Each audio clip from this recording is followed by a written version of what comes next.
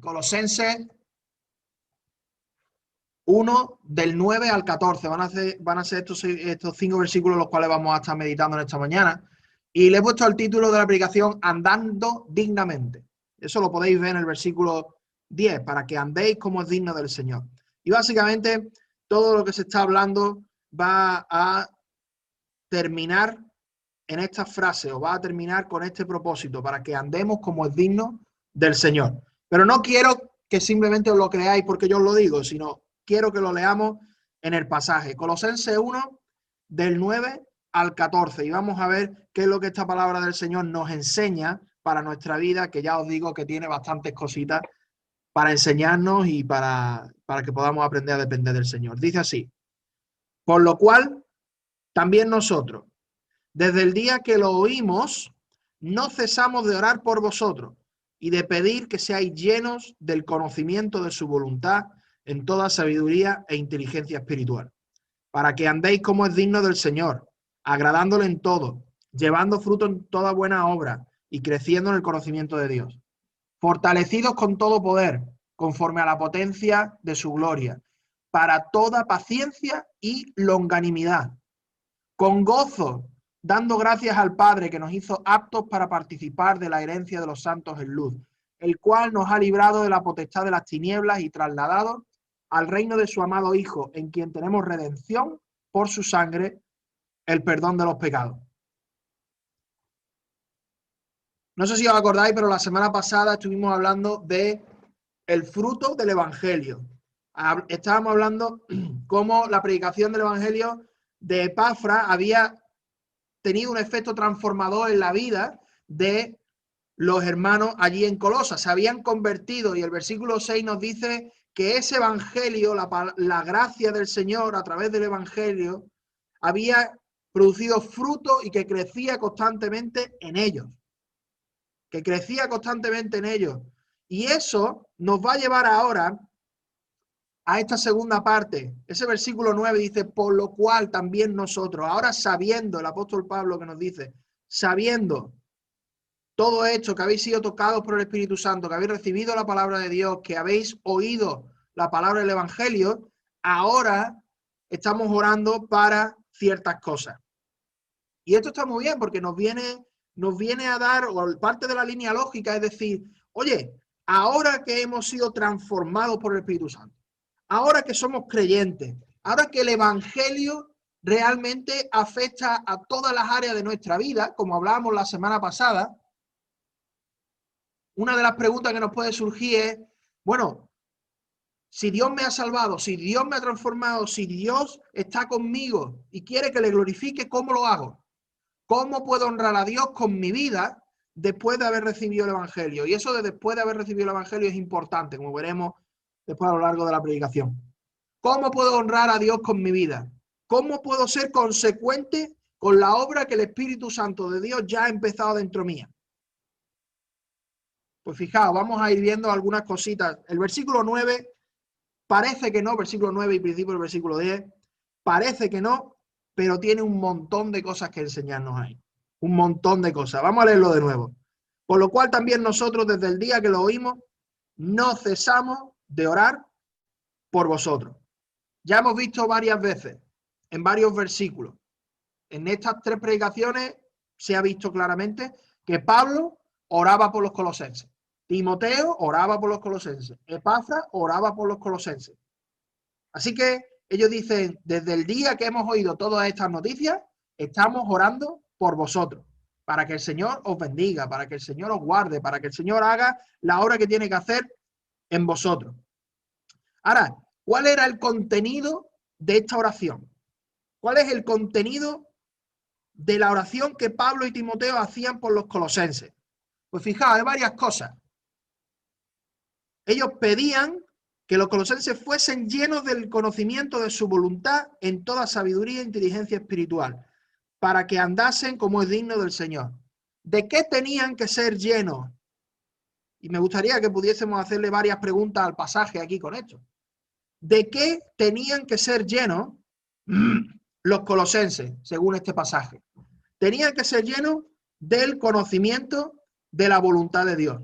Es decir, se les tenía que revelar aquello que Dios quería de ellos, aquello que Dios quería que ellos hiciesen, o el camino por el cual quería que ellos andasen.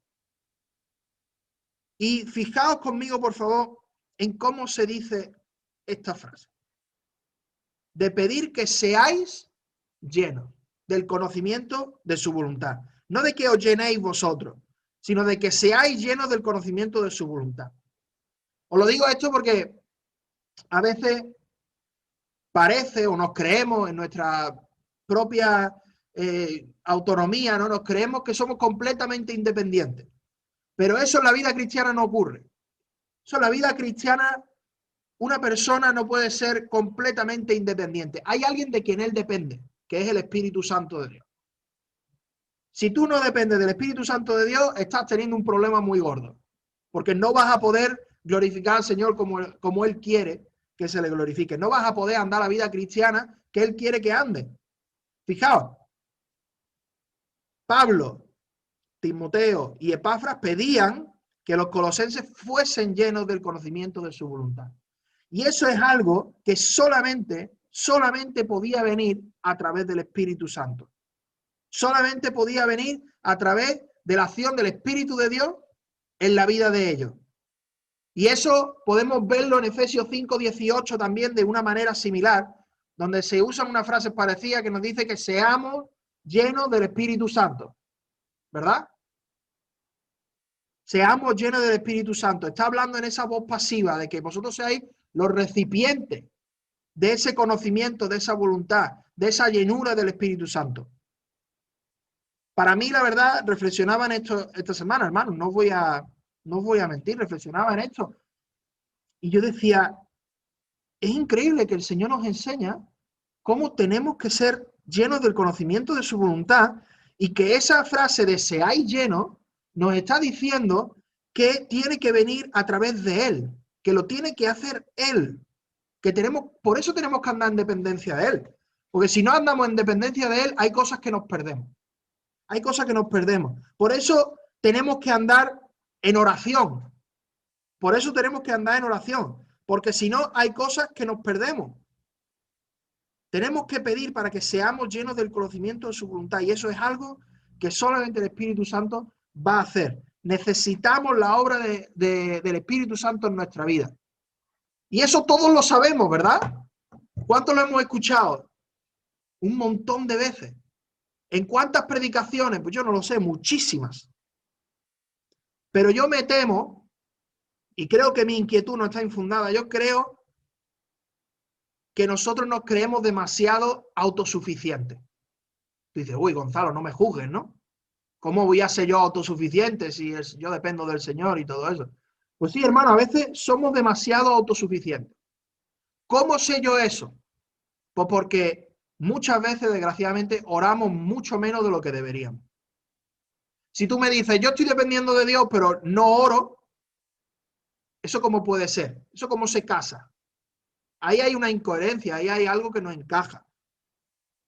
Nosotros no hablamos tanto con nuestras palabras, o mejor dicho, nuestros actos hablan más que nuestras palabras. Podemos decir que sí, que estamos dependiendo del Señor, que estamos pidiéndole que el Señor obre y tal, pero si no oramos conscientemente e incesantemente, como aquí vemos en este versículo, hay cosas que nos vamos a perder. Necesitamos ser llenos.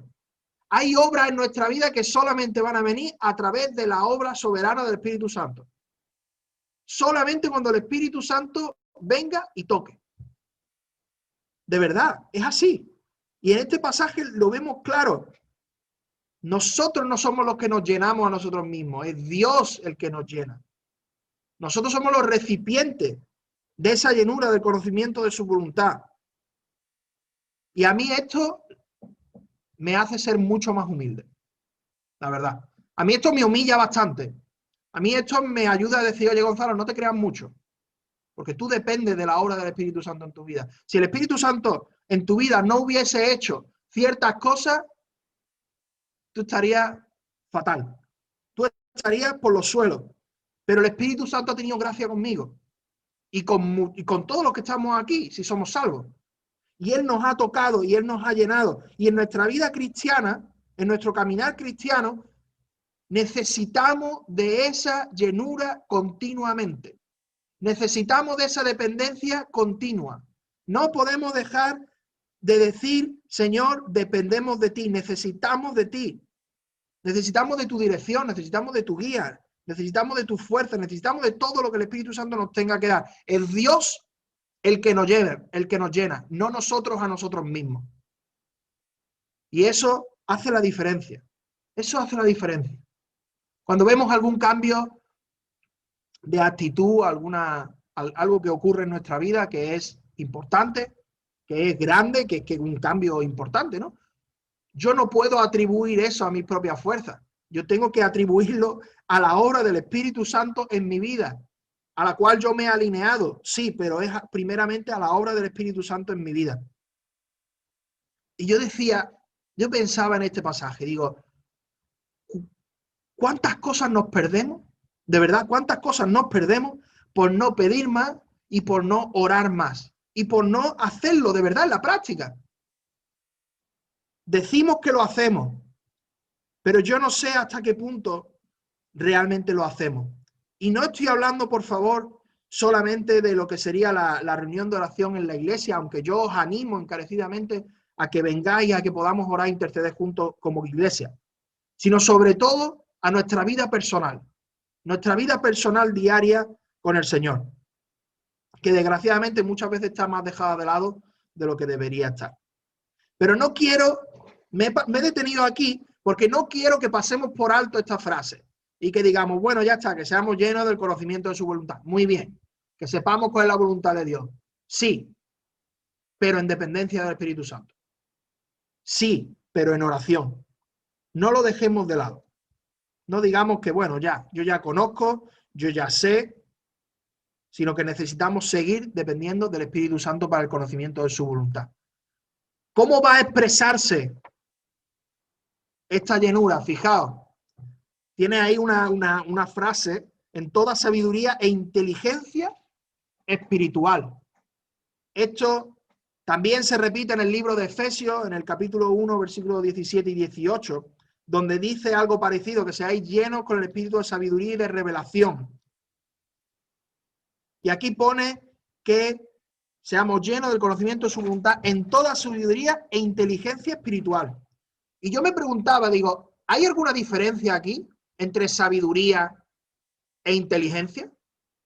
Puede ser, ¿no? Son dos palabras diferentes. Alguna diferencia debería de haber. Pues fijaos, la palabra sabiduría, que es Sofía, en el griego, básicamente se refiere a un conocimiento general de las verdades de Dios. Un conocimiento que no solamente, por favor, y esto tenemos que entenderlo, un conocimiento que no solamente se queda en la mente, sino que se asienta en el alma y cala hasta el corazón. Es un conocimiento que produce un cambio en nuestras vidas. Pero la inteligencia espiritual tiene una connotación diferente. La inteligencia espiritual, hay otra forma de traducirlo, se puede traducir como comprensión espiritual o percepción espiritual. Y me gusta mucho cómo lo pone la Biblia, la verdad. Esta connotación, o esta palabra tiene la connotación de aplicar adecuadamente las verdades espirituales en cualquier situación de nuestra vida.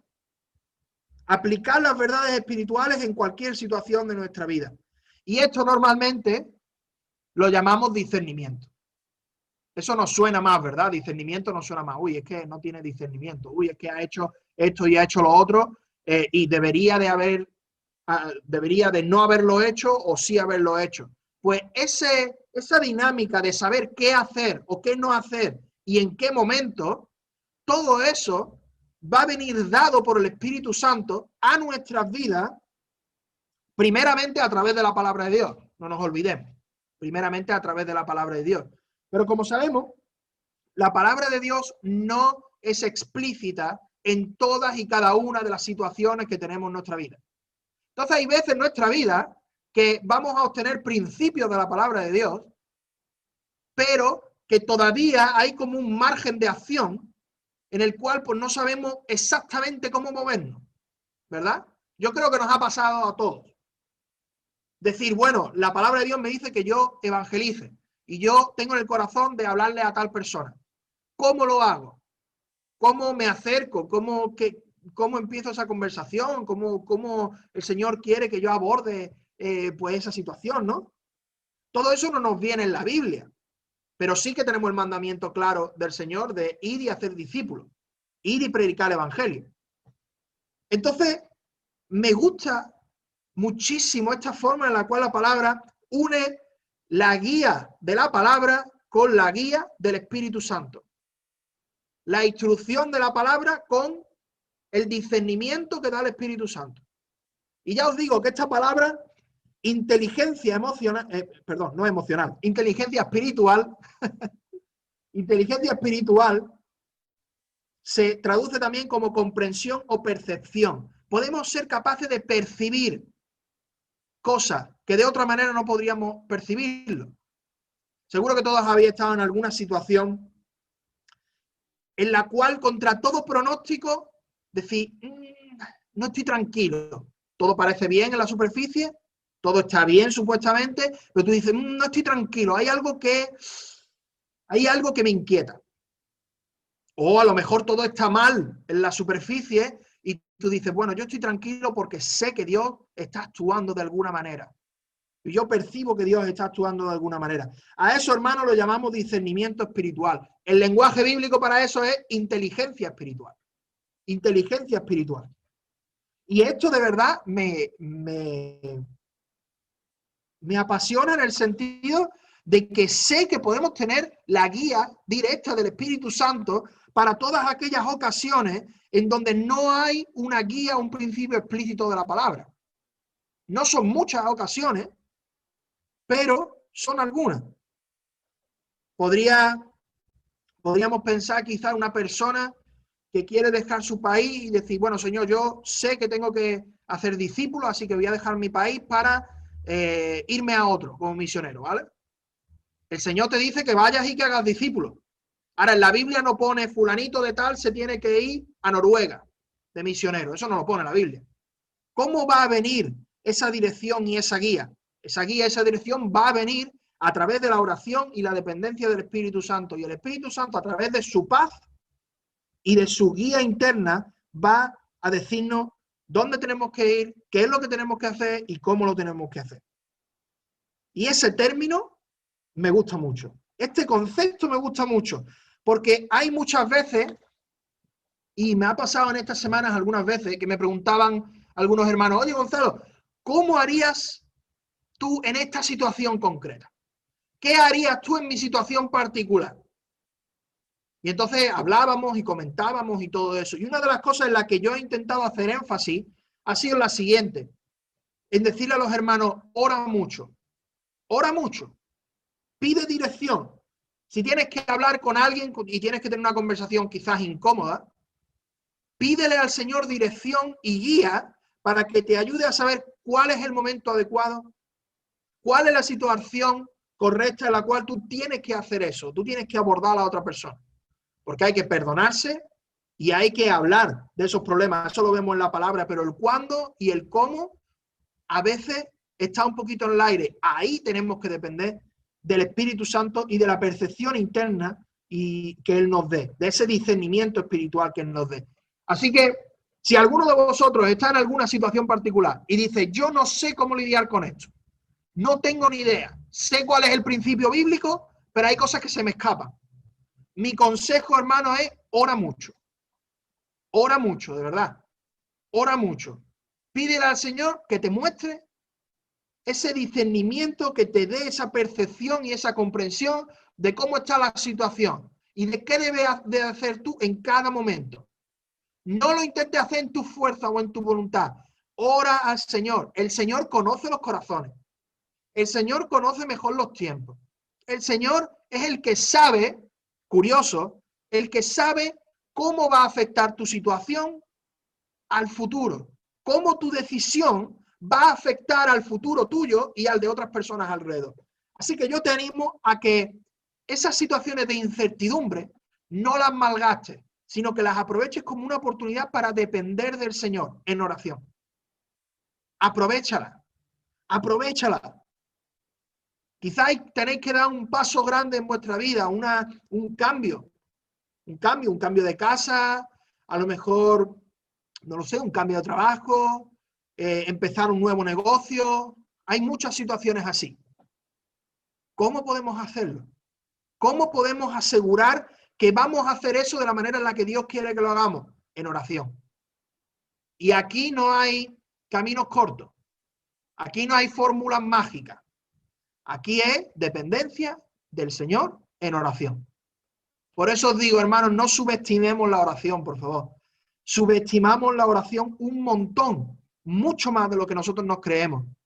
Cuando nosotros nos creemos lo suficientemente inteligentes para hacer estas cosas, decimos, bueno, ya está, lo hago y porque creo que es lo mejor y se acabó. Y no dependemos del Espíritu Santo, lo que vamos a hacer va a ser hacer un fiasco. O como poco, generar un problema. Entonces yo os animo muchísimo, y también esto ha sido un ánimo para mi vida esta semana, de no depender de mí, no depender de mi percepción, no depender de lo que yo creo, sino de aquello que la palabra del Señor me dice, y en esos contextos, esas situaciones en donde la palabra del Señor me deja un marco de acción, y no sé exactamente muy bien por dónde tirar dentro de ese marco de acción, claro, entonces ahí estar orando incesantemente para que Dios nos dé esa inteligencia espiritual que necesitamos. Recordad que estamos hablando a los colosenses para que los colosenses sepan cómo deben andar dignamente del Señor, cómo andar en su vida cristiana de manera que agrade al Señor. Así que, como veis, esto es esencial. ¿Cómo podemos agradar al Señor en nuestra vida cristiana? Primeramente, conociendo la palabra.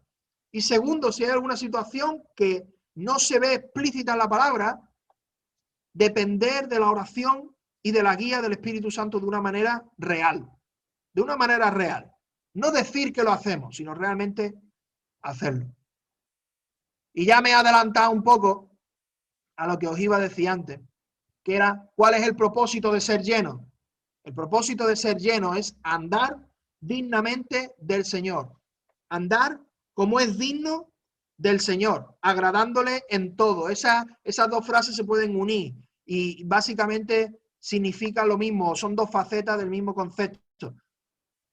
La Biblia textual traduce andar dignamente del Señor con el fin de agradarle en todo, o agradándole en todo, o en todo lo que le agrada. Así que estas dos frases son más o menos similares, están muy, muy relacionadas.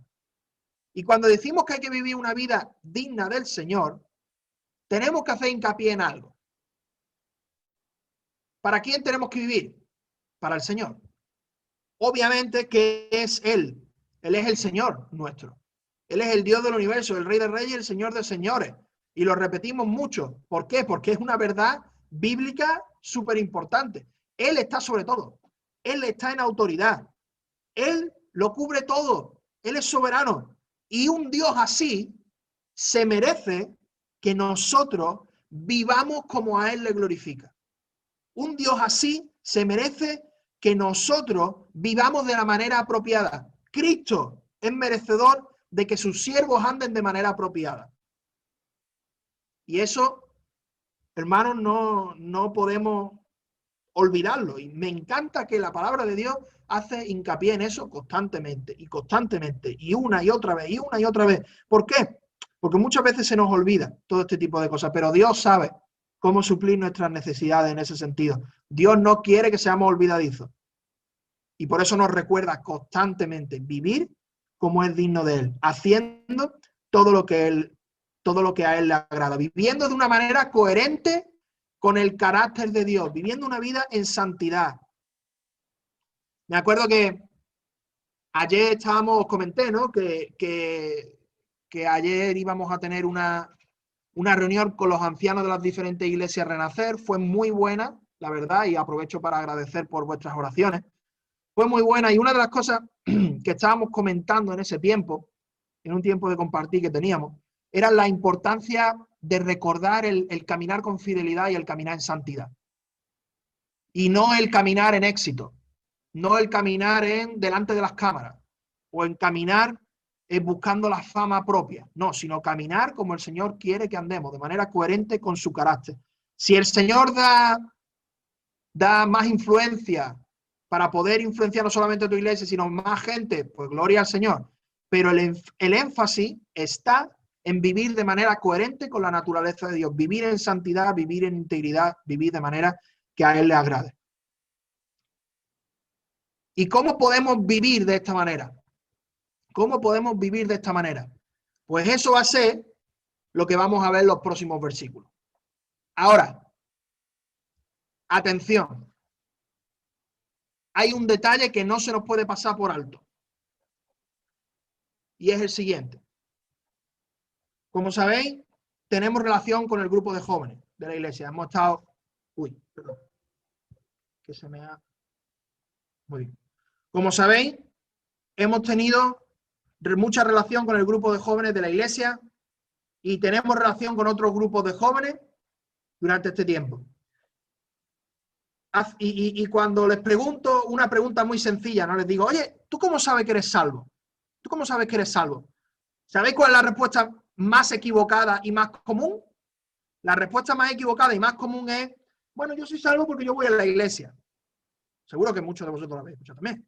Bueno, yo soy salvo, tengo por aquí algunas respuestas comunes. Yo soy salvo porque nací en una familia cristiana. Tú ahí le tienes que explicar que Dios solamente tiene hijos, que no tiene nietos, ¿no? Bueno, yo soy salvo porque leo la Biblia, porque voy a los jóvenes, ¿no? Porque soy una buena persona, yo realmente no he matado a nadie, así que realmente yo como joven, pues bueno, pues soy cristiano por eso, porque hago todas las cosas que hacen todos los demás cristianos. ¿Qué os parece esa respuesta? Es una respuesta malísima, es una respuesta malísima, es la peor de todas.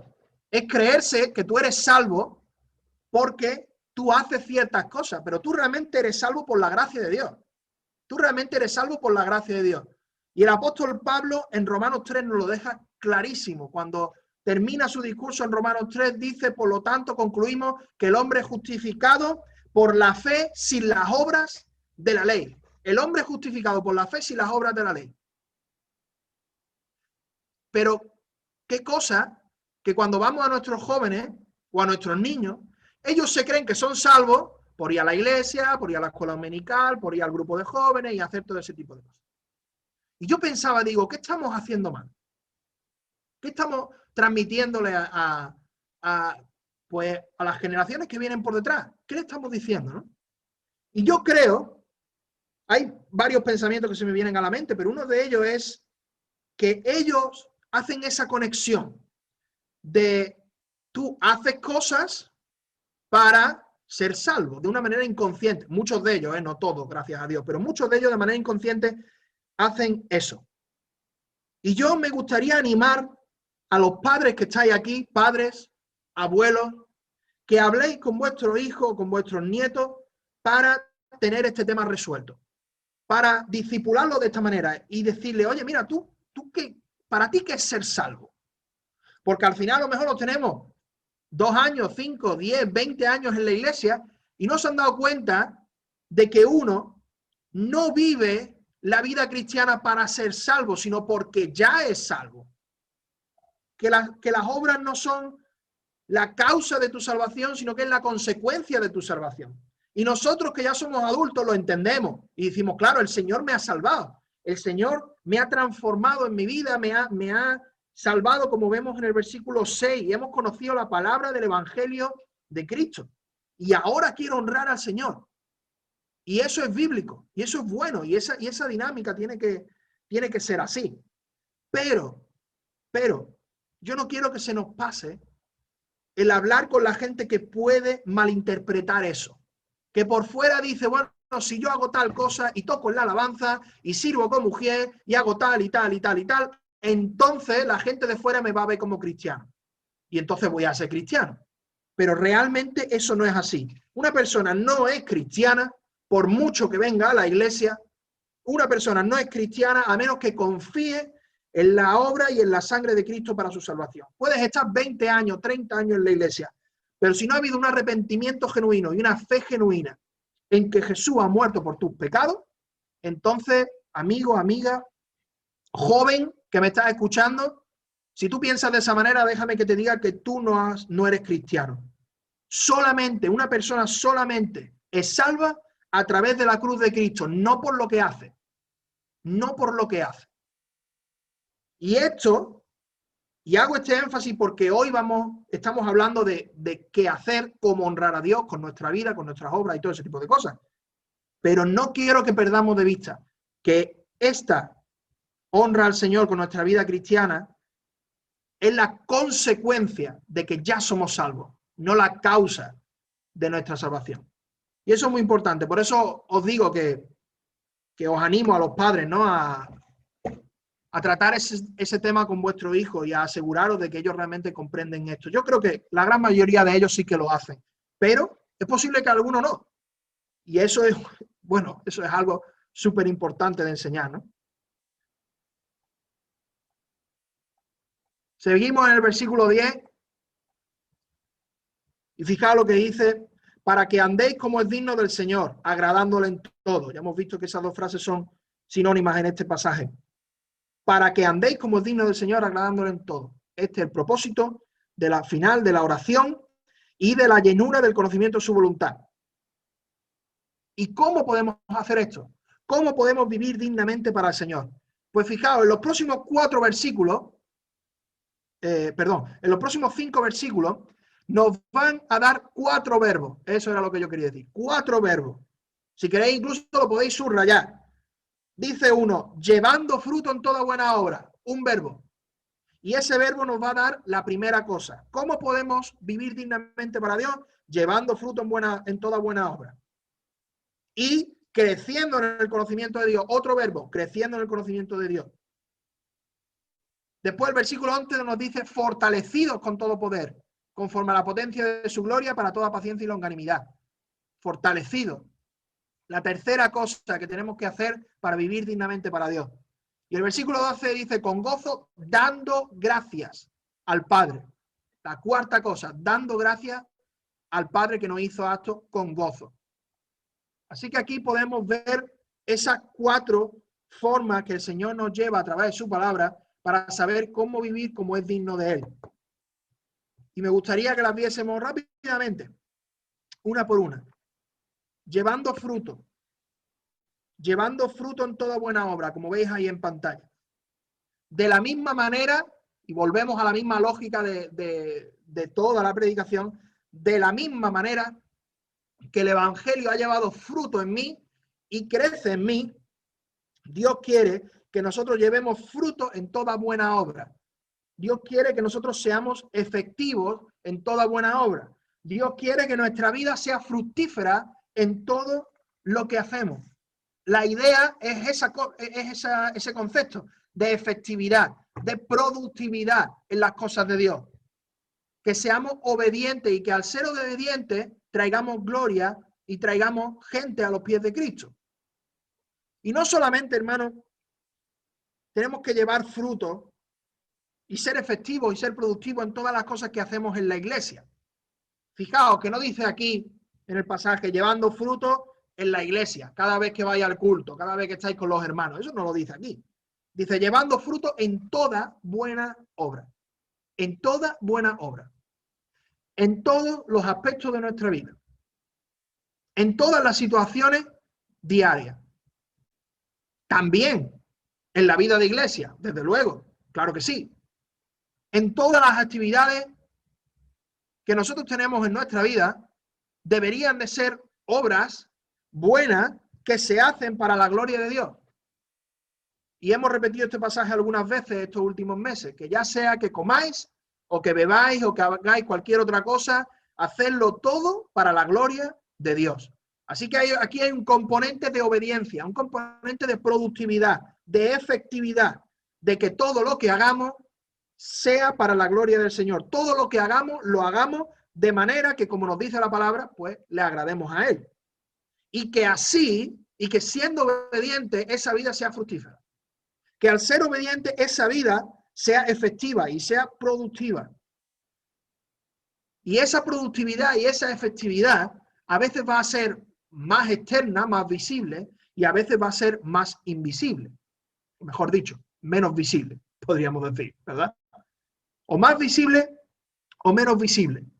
Pero si nosotros obedecemos al Señor y somos fieles en todo lo que hacemos, sea pequeño o sea grande, sea en la iglesia o sea fuera de la iglesia, sea en nuestra vida diaria o sea en situaciones muy particulares de nuestra vida, vamos a llevar fruto para el Señor.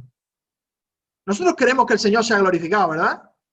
El Señor nos ha salvado, el Señor ha transformado nuestras vidas y como todos sabéis, lo que más nos llena como cristianos es poder adorar al Señor y glorificar al Señor, no solamente en los tiempos de alabanza en la iglesia, que también, pero sobre todo en nuestra vida diaria, sobre todo en lo que hacemos de manera diaria.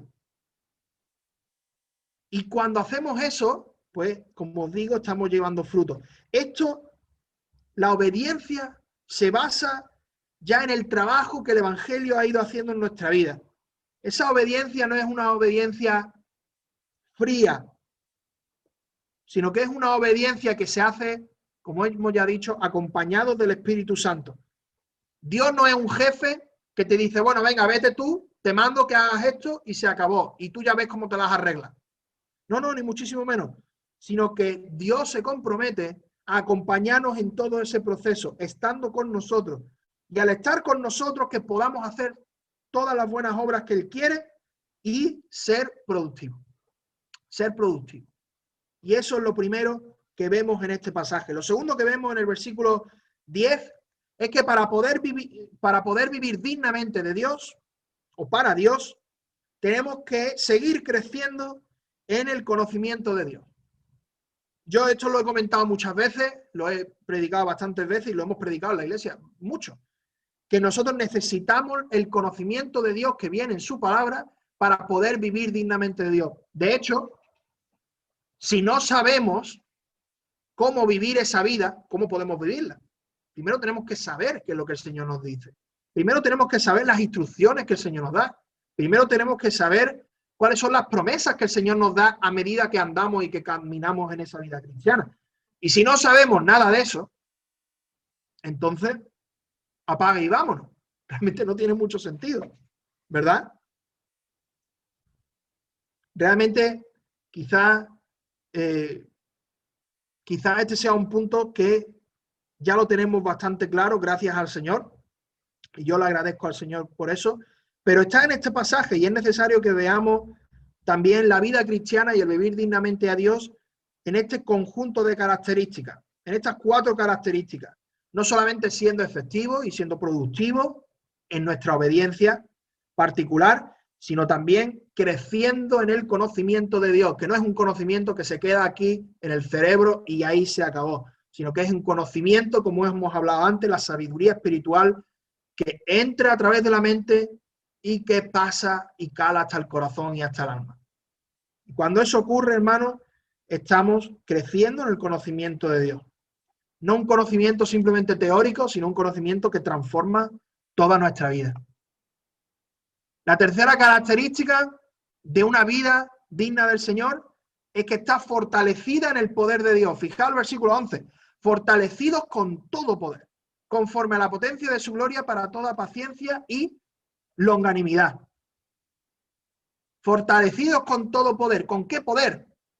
Con el poder de Dios, no con nuestro poder. Y volvemos otra vez al asunto de la dependencia que ya hemos comentado antes. No nos creamos, hermanos, que somos independientes en la vida cristiana. Somos 100% dependientes de la obra del Espíritu Santo dentro nuestra. Si no dependemos del Señor, no vamos a poder vivir como Él desea. Si no dependemos del Señor y nos fortalecemos en su poder, no vamos a hacer lo que Él quiera que hagamos. Efesios 6:10 lo dice claramente, de otra manera, fortaleceos en el Señor y en el poder de su fuerza. Fortaleceos en el Señor y en el poder de su fuerza. Y este poder, me gusta mucho la forma en la que se dice así, conforme a la potencia de su gloria. Se está comparando el poder que Dios tiene con la gloria que Dios tiene. Es decir, de la misma manera que la gloria de Dios es incomparable, es inmensurable, de la misma manera que la gloria de Dios es infinita y cubre todos los cielos, De la misma manera, el poder de Dios es así.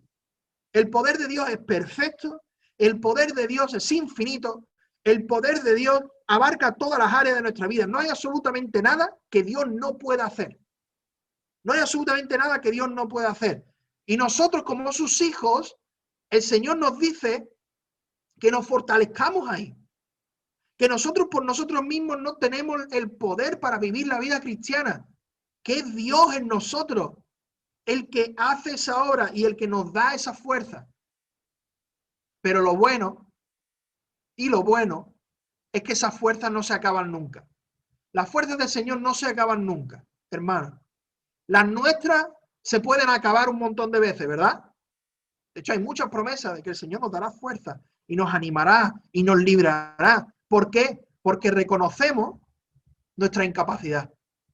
Reconocemos que nosotros no podemos.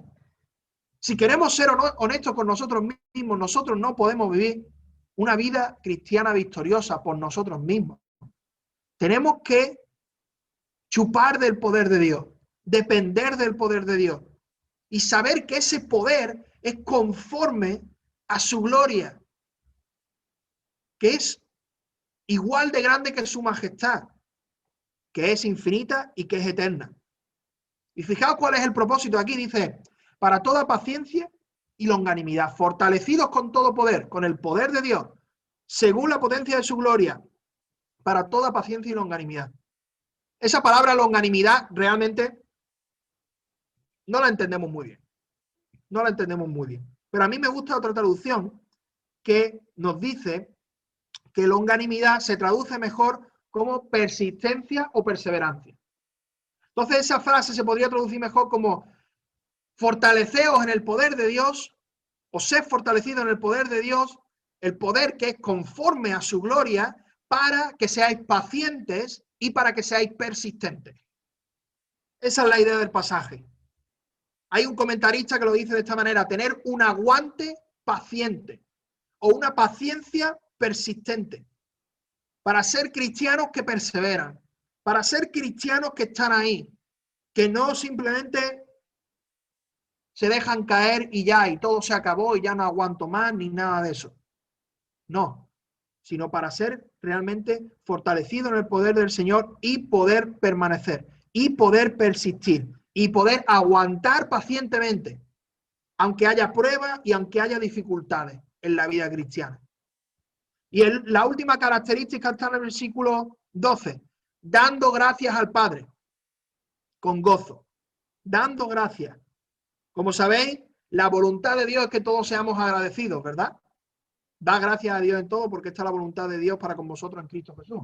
Primera Tesalonicenses 5:17. El Señor quiere que le demos gracias y que le demos gracias con gozo. Y fijaos cuál es el gozo aquí. Damos gracias al Padre con gozo. ¿Por qué? Porque el Padre ha hecho tres cosas por nosotros. El Padre, si seguís leyendo, dice, al Padre que nos hizo aptos para participar de la herencia de los santos en luz. El Padre nos ha hecho aptos a través del sacrificio de Cristo para participar en la herencia que Él le da a sus santos. El Padre es el que nos ha hecho aptos para tener esa herencia. El Padre nos da una herencia. Y no solamente nos da una herencia, sino que, como vemos en el versículo 13, dice, el Padre nos ha librado de la potestad de las tinieblas. ¿Qué es la segunda cosa? El Padre nos ha librado del dominio de las tinieblas. Nos ha librado del poder de Satanás y del poder del pecado, y hace otra cosa, la tercera, que es nos traslada al reino de su amado Hijo. Así que cuando vemos esto de dar gracias con gozo, no debemos de dar gracias con gozo por cualquier cosa. O, mejor dicho, esperando en las cosas externas. Porque si dependemos de las cosas externas, realmente muchas veces no daremos gracias. Muchas veces no daremos gracias. Pero el apóstol aquí nos dice por qué debemos dar gracias y por qué debemos dar gracias con gozo. Porque el Padre nos ha hecho aptos para tener una herencia eterna. Y porque nos ha librado del dominio del maligno. Y porque nos ha trasladado al reino de su amado Hijo, al reino de Cristo. en quien tenemos redención por su sangre, el perdón de los pecados. Ahí la frase redención por su sangre, en algunas versiones, o se dice que en los manuscritos antiguos, no aparece la frase por su sangre. Eso que los que estáis haciendo el estudio de Colosenses por WhatsApp con mi padre, pues ahí podéis estudiar eso. ¿Por qué se añade esta cláusula ahí?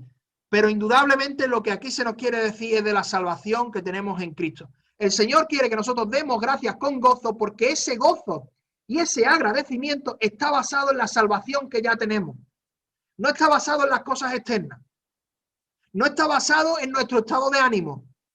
No, y yo es que estoy fatal y me siento súper depre, entonces, yo es que no puedo agradecer. No, hermano, claro que puedes agradecer. Puedes estar fatal, puedes haber perdido el trabajo, puedes tener situaciones difíciles con tus vecinos, puedes tener situaciones difíciles con la economía.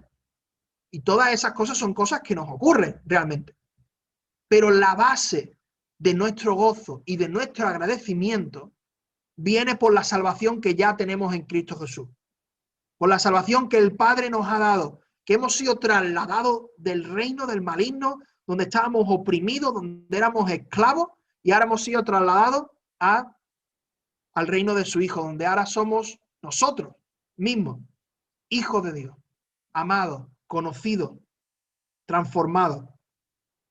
Así que cuando vemos esto en su imagen completa, ya podemos entender, ¿verdad? Una vida, andando una vida como es digno del Señor. Una vida que lleva fruto en toda buena obra. Una vida que crece en el conocimiento de Dios. Una vida que se fortalece en el poder de Dios. Y una vida que está constantemente dando gracias con gozo. Y me gustaría reducirlo a 4 palabras para que se nos quede mejor, ¿vale? 4 palabras. La primera tiene que ver con el primer punto, obviamente, que es efectividad. Ser efectivo en nuestra vida. La segunda tiene que ver con conocimiento. Conocer más del Señor, conocer más de su palabra, asimilar mejor las verdades bíblicas para que eso transforme nuestra vida. El tercero, fortalecidos con todo su poder, dependencia. Dependencia del poder de Dios, no del nuestro. Y el último, agradecimiento. Agradecimiento. El otro día hablaba con mi padre y a él le gusta mucho resumir las cosas. Es muy buen profesor, le gusta mucho resumir las cosas para que sean muy entendibles, ¿no? Y él siempre resume la vida cristiana en la ortodoxia, que es la buena creencia o la buena enseñanza bíblica, la ortopraxis, que es la buena práctica bíblica, y la ortopatía, que son las buenas motivaciones o las buenas actitudes, las actitudes adecuadas que un cristiano debería de tener. Y si os fijáis, aquí tenemos las 3. La efectividad tiene que ver con nuestra ortopraxis, con una buena práctica de nuestra vida. Ser efectivos para el Señor. El conocimiento, obviamente, tiene que ver con la ortodoxia, con una buena enseñanza, con una buena comprensión de las verdades bíblicas. Y las otras 2 tienen que ver con la ortopatía. Una actitud de dependencia y una actitud de agradecimiento al Señor. Me gustaba mucho porque realmente abarca un espectro amplísimo de la vida cristiana. Es muy completo, a mi parecer. Esto es muy, muy completo. Y en este pasaje, ya os digo, hermanos, en este pasaje vemos al apóstol Pablo y a Timoteo orando por los colosenses para que los colosenses anden como es digno del Señor. Y yo creo que ese es para nosotros nuestro reto hoy. Que andemos como es digno del Señor. No en independencia, sino en dependencia de Él. No de la manera que a nosotros nos parece, sino de la manera que vemos aquí en la palabra, dependiendo de su guía y de su inteligencia espiritual. Y me gustaría que pudiésemos ir al tiempo de los grupos pequeños con esto en mente. Y me gustaría poneros 2 preguntas que están aquí en pantalla. ¿Estoy dependiendo de Dios en oración para agradarle en todo? Hemos visto el ejemplo de Pablo y de Timoteo. ¿Estamos dependiendo de Dios en oración para agradarle en todas aquellas cosas que ocurran en nuestra vida? Y segundo, ¿mi vida refleja las características de una vida digna del Señor? ¿Refleja mejor, peor? ¿Cómo lo refleja? Me gustaría que pudiésemos hacer esa introspección todos nosotros.